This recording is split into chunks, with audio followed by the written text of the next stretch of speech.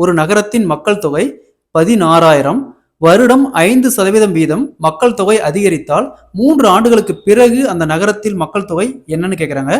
மக்கள் தொகையில இந்த மாடல்ல சம் கேட்டாங்களா? ஃபர்ஸ்ட் இந்த சதவீதத்தை மட்டும் எடுத்துக்காங்க. இங்க 5%. 5% நம்ம எப்படி எழுதுவோம்? 105 வகுத்தல் 100ன்னு ரைட் பண்ணுவோம். சதவீதத்துக்கு 100. இதை அப்படியே கேன்சல் பண்ணா 21/20. ஃபர்ஸ்ட் இந்த இடத்துல இந்த 20 ரைட் பண்ணிக்காங்க. அதே மாதிரி இந்த பக்கம் 21 ரைட் பண்ணிக்காங்க.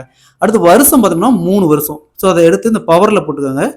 ஸோ இங்க 20 கியூப். 20 கியூப் அப்படிங்கிறது 8000. 21 கியூப் அப்படிங்கிறது 9261. நெக்ஸ்ட் இந்த 8000 இங்க பாருங்க, ஸ்டார்டிங்ல 16,000 இருக்குது, இங்க 16,000 இருக்குது, இங்க எடுத்து எழுதிக்கோங்க 16,000. ஸோ இந்த 8000 எத்தனையால பெருக்குன்னா அந்த 16,000 வரும்? இன்ட்டு 2 டைம் பெருக்குன்னா 16,000 வரும். ஸோ அதே 2ஆல இங்க 9261 பெருக்கணுமா?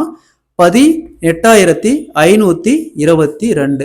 அப்போ 3 வருஷத்துக்கு அப்புறம் அந்த கிராமத்துடைய நகரத்துடைய மக்கள் தொகை பார்த்தோம்னா 18,522 இருக்கும்.